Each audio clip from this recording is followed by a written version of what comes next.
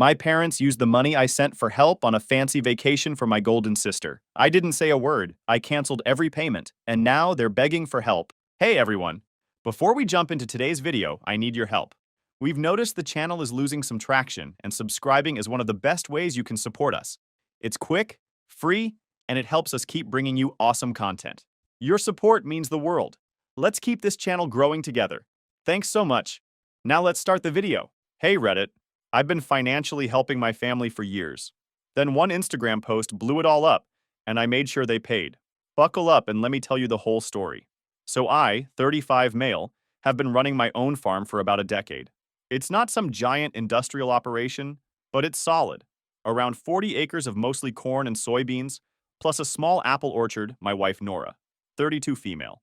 And I added a few years back. It pays the bills, keeps us busy, and sure as hell beats working for someone else. Growing up, my parents Tom, 63 male, and Sophia, 60 female, were absolute masters of emotional manipulation. Like PhD-level pros who could teach a masterclass. My sister April, 37, was the golden child from day one. She could burn down the house and they'd call it creative expression. Meanwhile, I got chewed out for forgetting to take out the trash. Classic. Once, when I was around 10, April broke Mom's favorite vase playing catch inside. They consoled her as she fake cried about feeling bad. A few weeks later, I spilled some juice and got sentenced to scrubbing floors for a week. Different planets, different rules. At 16, I needed $200 for a school trip literally every other kid was going on. My parents said money was too tight. Then, the very next day, they bought April a $1,200 laptop because she was feeling down after flunking another math test. When I called it out, Dad hit me with, "April needs more support than you. She's sensitive." Yeah, sensitive to not getting her way within 30 seconds. I picked up extra shifts at the local grocery store and paid for that trip myself. Should have been a giant red flag, but when you're raised in dysfunction, you start thinking it's normal. You're the problem. April dropped out of college to find herself. Read, party nonstop for 3 years. And my parents covered every dime. Rent, car payments, credit cards, all of it. When I asked for a small loan to fix my first tractor, suddenly it was, "We're really tight on money right now, Jake." This came right after they got back from a 2-week Alaskan cruise. I worked through college. Every cent. Scholarships, student loans, weekend jobs, you name it. April, meanwhile, was coasting through her third major at her third college on the bank of Mom and Dad. When I finally graduated and decided to take over my grandfather's farm, they treated it like I'd thrown my life away. Dad even asked if I was settling for mediocrity. This from a guy who sat in the same middle management office chair for 35 years. When Nora and I had our daughter Zoe, she's 4 now, I thought things might finally change. Like maybe grandparent mode would kick in. Nope. They barely acknowledged Zoe existed while practically co-parenting April's kids. Tyler, 8 male, and Madison, 6 female. Every time April needed a mommy break, which for her was all the time. We'd invite them over for Zoe's birthday. They'd show up late, stay 20 minutes, bring some dollar store junk, then rush out because April needs us to pick up the kids. Meanwhile, they were building entire bedrooms for April's kids, taking them to Disney. Just the full golden grandchild treatment. When Zoe was born 2 months premature and had to spend 3 weeks in the NICU, they visited exactly once for maybe 20 minutes. Why? Because Tyler had a dance recital. When April's second kid was born with a common case of jaundice, they moved into her house for a month to help. Still, I kept bailing them out financially. Nora thought I was out of my mind, but I couldn't shake that wired-in need for approval. Over 5 years, I probably dumped close to $75,000 into their endless emergencies. New roof, medical bills, car repairs, property taxes they forgot about. You name it, I paid for it. Last year, my truck's transmission died. Peak harvest season, absolute nightmare. We were so broke I had to delay the $2,800 repair, borrowing equipment just to stay afloat. That same week, Mom called crying about a broken furnace. I scraped together $1,500 for them, while Nora and I ate ramen and used our neighbor's truck at 5 a.m. to get crops in. Later, I found out through my cousin that they used that money for a weekend spa getaway for April's birthday. Did I confront them? Nope. Just kept playing the role. Personal ATM. Every single time I told myself, this is the last time, Mom would cry. Dad would lay on the guilt. We sacrificed everything for you and I'd cave. I'd write the check and die a little more inside when Nora gave me that look. Not mad, just disappointed. And that was worse. Every month, like clockwork, a new crisis would show up. And every month, dumbass me would fix it. Because that's what family does. Until 4 months ago. That's when everything changed. It was late February, just after this brutal cold snap almost destroyed our early seedlings. We'd been working 16-hour days trying to salvage what we could. I was seriously stressing about making our next equipment payment when my parents hit me up with another sob story. The furnace died again, and they needed $4,200 right away, or they'd freeze to death. It was peak winter, so I didn't question it. I drained most of our emergency fund and wired them the money that same day. This meant postponing some critical irrigation upgrades we'd been planning, but whatever. Family first, right? Nora had that look again when I told her. She didn't even argue anymore. Just this quiet resignation that killed me inside. We'd been planning to use part of that money to send Zoe to this summer camp program all her little friends were going to. Now that wasn't happening. But hey, at least my parents wouldn't freeze to death in their supposedly broken down house. 2 days later, Nora stormed into the kitchen looking ready to commit homicide. She silently shoved her phone in my face, hand literally shaking with rage. Look at this. There on the screen was April's Instagram, posted 6 hours earlier, a selfie of her, my parents, and her kids on some tropical beach. Blue water, white sand, fancy drinks with those little umbrellas. The caption read, "Surprise Bahamas getaway with mom and dad. Oh, best gift ever. Blessed family first." The timestamp showed they'd left the day after I sent the furnace money. I felt like someone punched me in the gut. There was my mom, supposedly too frail to visit our farm and see her granddaughter, freaking parasailing in crystal blue waters. My dad, who claimed his back was too bad to work even part-time, was carrying both of April's kids on his shoulders in the ocean. The proof was right there in filtered 1080p glory. Nora just stared at me with this look that said absolutely everything without a single word. She'd been telling me for years they were using me, and I never wanted to believe it. Now the evidence was completely undeniable. They weren't even trying to hide it anymore. They just assumed I was such a pushover that they could straight up rob my family, and I'd do nothing about it. And the worst part? Until that moment, they were absolutely right. I didn't confront them right away. I was too pissed to trust myself. Instead, I spent a week hate scrolling through April's social media as more photos appeared. Fancy restaurants, swimming with dolphins, shopping bags from designer stores, all funded by my furnace emergency money. There were literally dozens of posts. My family living it up in paradise while we scraped by.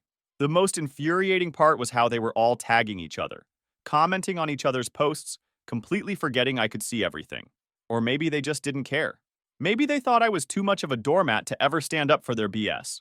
Meanwhile, we'd had to tell Zoe we couldn't afford to send her to this little summer camp program she wanted. The one that cost like a fraction of what I'd just handed over to fund their secret vacation. She didn't throw a fit or anything, just looked at us with those big eyes and said, "That's okay." The freaking guilt. My buddy Marcus noticed something was off when I came in for feed at his farm supply store. We've been tight since high school, and he's one of the few people who knows the full story with my family. I wordlessly showed him the Instagram posts. The look on his face shifted from confusion to pure rage. He pointed out they weren't just stealing from me. They were stealing from Nora and Zoe too. That was my kids' future. They were blowing on beach umbrellas and room service. Marcus had always been straight with me about my parents. Unlike most people who just nod sympathetically, he'd call me out on my BS. "You're not helping them. You're enabling them," he'd say. But I never listened. This time, though, his words hit different. "They're laughing at you, man. While you're working your ass off, they're laughing at you." That night, I finally called them. Dad answered, sounding crazy relaxed with laughter in the background. I asked about the new furnace. The line went dead silent before he stammered about how great it was working. When I mentioned they hadn't been home to use it for the past week, there was an even longer pause. Dad tried his fake confusion routine that I'd fallen for a million times before. But this time, I cut him off and straight up called him out on the vacation they took with my $4,200. The phone rustled as Mom grabbed it from him and launched into the same old excuses. They were going to pay me back. April surprised them with tickets. They couldn't say no. I hung up mid-sentence. My phone immediately blew up with calls. When I didn't answer, they called Nora. When she didn't answer, they tried again and again for hours. By morning, my phone showed 14 missed calls and a bunch of texts about how I was overreacting and jumping to conclusions, and how they'd explain everything when they got back. For the first time in my life, I didn't give a single F about what excuse they'd come up with next. While my parents were living it up in the Bahamas, I was doing some serious thinking and some serious research. I dug through years of bank statements, calculating exactly how much I'd loaned them. The number made me physically sick. $78,350 over 5 years. That's not counting all the smaller stuff that didn't leave a paper trail. Birthday gifts I never got. Christmas presents that were obviously from the dollar store while April got iPads. Time I spent fixing things at their house for free. They got back from the Bahamas on a Tuesday. Wednesday morning, they showed up at our farm unannounced. I was out in the field when Nora radioed me on the two-way that they were all in our kitchen. I stormed into my own house to find them making themselves completely at home. Mom was trying to hug Zoe, who was hiding behind Nora's legs. Dad was sitting at our table like he owned the place. April was leaning against the counter, scrolling through her phone, looking bored af. I quietly told them to get out. Dad stood up with his serious face, the one he always used when trying to make me feel like a child. He started his speech about understanding I was upset, but how hostility wasn't necessary. I cut him off mid-sentence. I laid out exactly what they'd done, lied about the furnace to get my money, gone on vacation while I worked 80-hour weeks, ignored Zoe's birthdays for years while taking her college fund to go swimming with dolphins. Mom laughed and dismissed the idea of it being part of a college fund, claiming $4,000 wasn't a fortune. Nora coldly corrected her that it was $4,200 and absolutely part of our daughter's future. April finally looked up from her phone and took a shot at the farm, suggesting I wouldn't be so bitter about helping my parents if my precious little farm was actually successful. Something in me snapped. I blurted out that I'd given them over $75,000 in 5 years. Even April looked shocked at that number, while my parents quickly tried to downplay it. And Dad pulled the classic, "we raised you" card, implying I owed them for basic parenting. I responded by slapping down a folder containing records of every payment I'd made to them over 5 years. Bank statements, copies of checks, transfer confirmations, all highlighted and totaled to $78,350, not even counting the fake furnace money. I demanded they pay it back or stay away from my family permanently. Mom gasped like I'd physically hit her. When she asked if I would charge my own parents after everything they'd done for me, I challenged her to name a single thing they'd done for me in the past decade that wasn't just taking my money. The silence that followed said it all. April said I couldn't just cut them off since they needed the money. Nora fired back asking what they needed it for.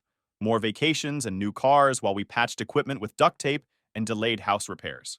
Dad tried the health card, mentioning his back problems and Mom's heart condition that I'd never heard about before. I pointed out that his back seemed fine enough for beach volleyball, according to the Instagram posts I'd seen. The caught-in-a-lie look on his face was priceless. As they prepared to leave, Mom told April, "Don't worry, Mom. He'll calm down eventually, like he always does." That's when I realized they weren't even taking this seriously. They saw this as just another tantrum they could wait out. I firmly assured them this time was different. We were done. Years of bailing out my parents had left us with almost no savings and a ton of maintenance issues on the farm we'd been putting off. "I can pick up more shifts at the clinic," Nora offered. She works part-time as a nurse at the local clinic and was already crazy busy. "No," I said. "This isn't on you to fix. I'm going to handle it." The next day, I called our family lawyer, Frank. He's an old-school guy who's handled everything from our property boundaries to equipment contracts over the years. I explained the whole situation and asked about my options. "Well," he said, "you could sue them for the money, claiming it was loans rather than gifts. But family courts are messy, and it'll cost you to fight it." What else? You said your name is still on their property deed as co-owner, right? From when your grandfather left it to both you and your father? I nodded. My grandfather had put me on the deed because he knew my dad would probably try to sell the land. It was supposed to stay in the family. "Then you have leverage," Frank said. "Use it." One detail I hadn't mentioned. My grandfather, who was 10 times the man my father ever was, left the family property to both me and my dad. He knew what kind of person his son was, so he made sure my name was on the deed too. Dad had been trying to get me to sign it over fully to him for years. Now I understood why. He wanted to sell it off, piece by piece, like he'd already done with most of the original farmland. I drove to my parents' place the next morning. They lived on what was left of my grandfather's original 120-acre farm. They'd sold off most of the farmland years ago for quick cash, but the house and about 15 acres remained. They tried to act like nothing had happened. Mom offered coffee. Dad asked about the spring planting, like it was just another normal day. I cut right to the chase. "I want you to sign a promissory note for the money you owe me, or I'm forcing a partition sale on this property." Their faces went white, like ghost-level pale. You wouldn't, my dad whispered. Try me, I replied. I've got 3 documented offers from developers who'd love to build here. One call and we start the process. But this is our home, my mom cried. Your grandfather wanted it to stay in the family. Dot. And I wanted parents who didn't steal from their grandkids' future, I shot back. Guess we're both disappointed. I laid out the terms. They'd sign a legally binding agreement to pay back $800 a month until the debt was cleared. No more emergencies, no more handouts. If they missed even one payment, I'd trigger the partition sale immediately. We can't afford $800 a month on our fixed income, my dad protested. Funny how you could afford a last-minute trip to the Bahamas, though, I said coldly. Figure it out. Or maybe ask your golden child for some of those designer bags back. Dad started with the excuses. Their pension wasn't enough. They had medical bills. They needed to help April with the grandkids. I just stared at him until he ran out of steam. Mom tried the tears next, but they bounced right off me. Funny how quickly you become immune to manipulation tactics once you see them clearly. I left the papers with them and told them they had 48 hours to decide. Word travels fast in small towns. Within days, everyone knew something major had gone down between me and my parents. April went on a social media rampage, painting me as an ungrateful son trying to make our elderly parents homeless. Real classy. She posted family photos from when I was a kid, talking about how my parents had sacrificed everything for me. Conveniently left out was how they'd done the bare minimum for me while pouring everything into her. People who actually knew our family saw right through it. Surprisingly, most people weren't buying it. Turns out, my parents and April had pulled similar stunts with others in town. Borrowed money they never repaid, made up emergencies, played the victim when called out. I wasn't the only one they'd scammed. My mom's sister, Aunt Karen, actually called to thank me, saying someone needed to stand up to them after years of their manipulative behavior. Linda spilled the tea on how my parents had borrowed $12,000 from her late husband for medical bills, right before taking a Mediterranean cruise.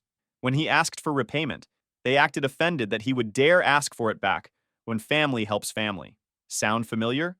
3 days after my ultimatum, Frank called. My parents had signed the agreement. They didn't really have a choice. That afternoon, April showed up at the farm alone, screeching into our driveway in her expensive SUV. I was repairing a tractor and ignored her as she stormed over. She immediately started blaming me for putting Mom on anxiety medication. Without looking up from my work, I calmly pointed out that Mom and April's enabling were the only ones responsible for the situation. April tried every manipulation tactic in the book. First came the guilt trip about how they'd raised me. Then came denial, trying to downplay the vacation as a misunderstanding, rather than the theft it actually was. When those failed, she switched to a sweeter tone, explaining how they really needed help, and Dad's pension wasn't enough. I suggested she sell some of her designer bags she was always posting about. Her mask dropped completely then. She called me a selfish prick and said our parents should have stopped at one child. I pointed out the irony that somehow I was the only one they ever asked for money. That's when she exploded, ranting about how I was lucky to have the farm and a wife who stuck around while she had to struggle. The truth hit me like a truck. April was jealous, not just of the farm, but of the stable life Nora and I had built. Things she'd never managed to create for herself despite all the advantages and favoritism. I told her I wasn't going to set myself on fire to keep them all warm anymore. For a split second, I almost felt sorry for her, when her voice cracked saying there was no other way. Then she tried one last pathetic attempt at leverage, informing me Mom was writing me out of the will. I actually laughed at that worthless threat. What were they going to leave me? More debt? She stormed off, slamming her car door so hard I thought the window might shatter. 2 months went by. Spring turned to early summer. The first payment came in right on time. Then the second. I was starting to think they'd actually follow through. Then came the third month. No payment, no calls, nothing. After waiting a week, I called Frank. He started the partition sale process immediately, just as we'd agreed.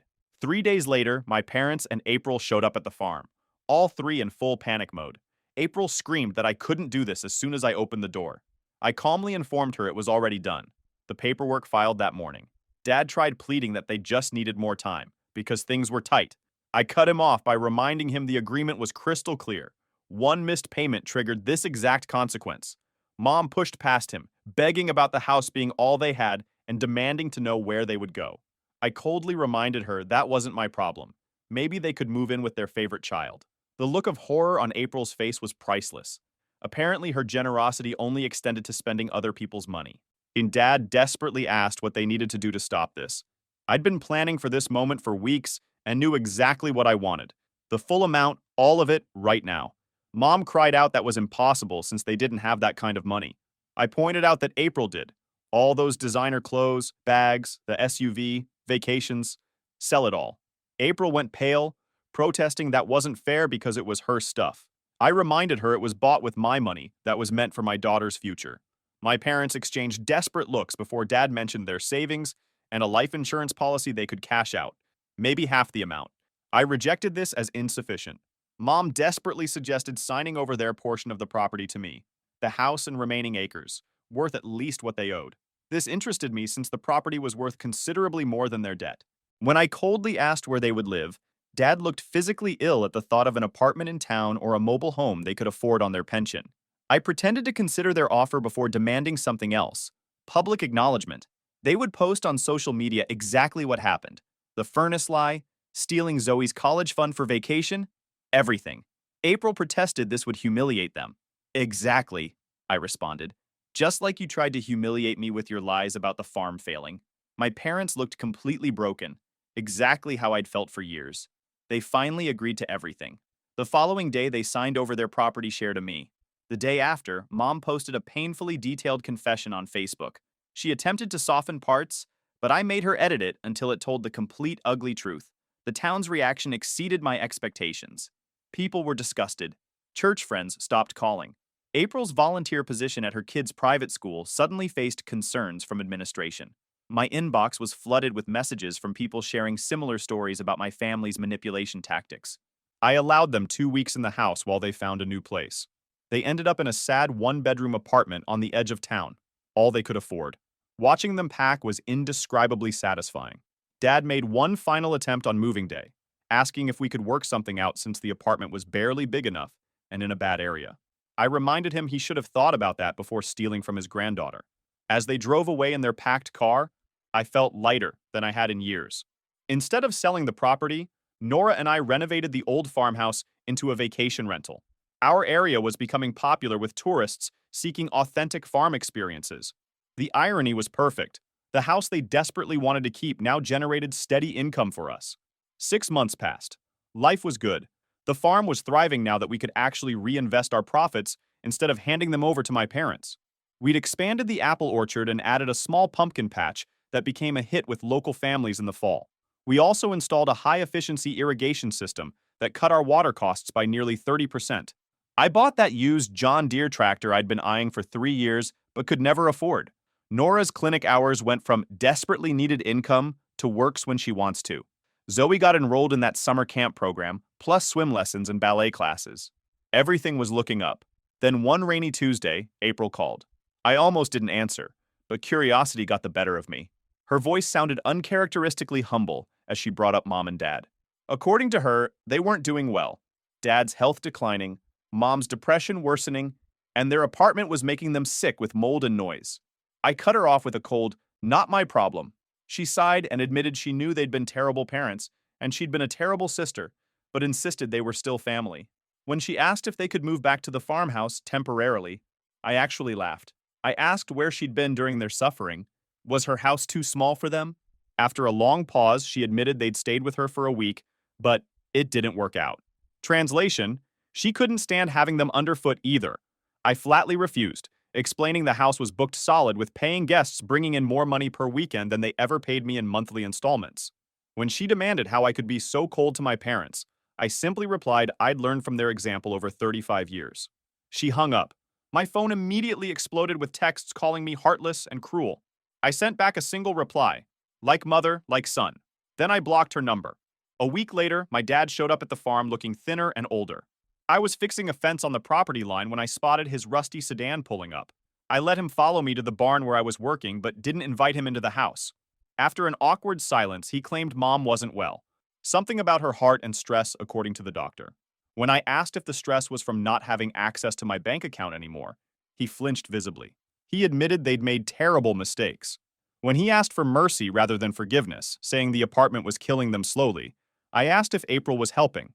Predictably, she claimed she couldn't afford to help because of her kids' school tuition. Funny how that works. Dad stared at the ground and admitted they didn't deserve help, but they were desperate. He offered to do anything, even work on the farm.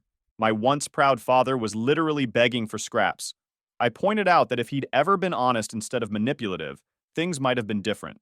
But admitting he needed me would have meant acknowledging I had something he didn't, and his ego couldn't handle that. Tears streamed down his face. Good. I made him sweat for 2 weeks before calling with a decision I'd worked out with Nora. I offered the small caretaker's cottage on the back of the property.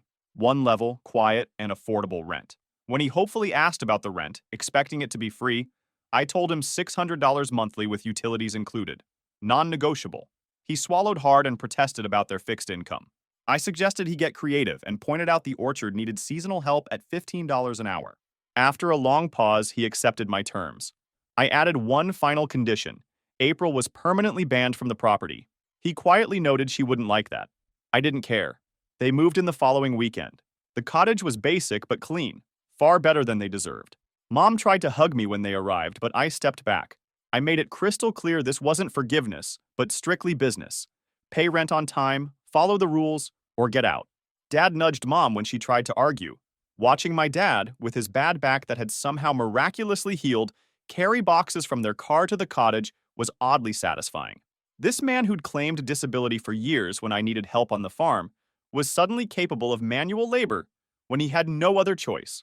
Mom kept trying to make small talk with Nora, who remained coldly professional, treating her like any other tenant. Dad actually started helping with the orchard. Turns out his bad back worked just fine when he had no other options. Mom mostly stayed in the cottage, occasionally tending a small garden. April was furious about the property ban. She tried sneaking in once when I was in town, but Nora caught her and called the sheriff. The look on April's face when Deputy Wilson escorted her off the property was absolutely priceless. She tried calling and texting Nora after that, claiming she just wanted to see our parents, but Nora blocked her too. The farm flourished that year. We upgraded equipment, expanded operations, and even hired 2 more workers. Tourists loved the vacation rental, especially during apple season, when families could pick their own fruit. We added a small farm stand that became surprisingly profitable. Meanwhile, my parents existed on the periphery of our success, like ghosts haunting their past mistakes. Sometimes when working late in the fields, I'd spot Dad watching from the cottage porch. He'd raise his hand in a tentative wave. Sometimes I waved back. Most times I didn't. The sweet revenge wasn't just getting the property or seeing them humbled. It was forcing them to witness, every single day, our family thriving without them. They had front row seats to the happy life they were no longer part of, close enough to see it, but never to join it. During that year's harvest, we had a record yield. I bought Zoe the playhouse she'd been asking for and set it up right where my parents could see it from their cottage. Every time they watched her playing happily in it, they were reminded of all the things they could have been part of if they hadn't seen me as just an ATM. The vacation rental became so popular, we had to hire someone just to manage the bookings. The irony wasn't lost on me. The house my parents had treated as their personal property was now funding my daughter's future instead of April's shopping habits. One day in late autumn, as I was finishing up harvesting the last of the pumpkins, Dad approached me hesitantly. He'd been working in the orchard for almost 3 months by then, never missing a day. For a guy in his 60s with a supposedly bad back, he was surprisingly capable. He handed me an envelope. Inside was every penny of that month's rent, plus an extra $100. For Zoe, he said quietly. For her college fund. I stared at him for a long moment. This doesn't fix anything, I said finally. He nodded and turned to go, but before he walked away, I added, but it's a start. That night, Nora asked if I regretted any of it. The confrontation, the legal agreement, the public humiliation. I told her honestly that I only regret not doing it sooner. All those years wasted trying to buy their love when I should have been investing in my own family's future. As for April, she eventually found herself in financial trouble when her newest boyfriend left her high and dry. Without my parents' access to my money, and without her own financial skills, she had to downsize significantly. Last I heard, she was working retail and complaining about how unfair life was. I'm sure she'll land on her feet. She always does. But this time, it won't be on my dime. The following spring, I noticed Dad had planted a small garden outside their cottage. Mom started leaving baked goods on our porch. Never when we were home, just quietly left there. I didn't acknowledge them at first, but eventually I stopped throwing them away. Baby steps. Life's too short to keep investing in people who see you as nothing but a walking wallet. Sometimes the best revenge is building a life they can't touch. A life that's too full of real connection to leave any room for their poison. And let me tell you, watching them live with the consequences of their actions tastes sweeter than any apple we've ever grown.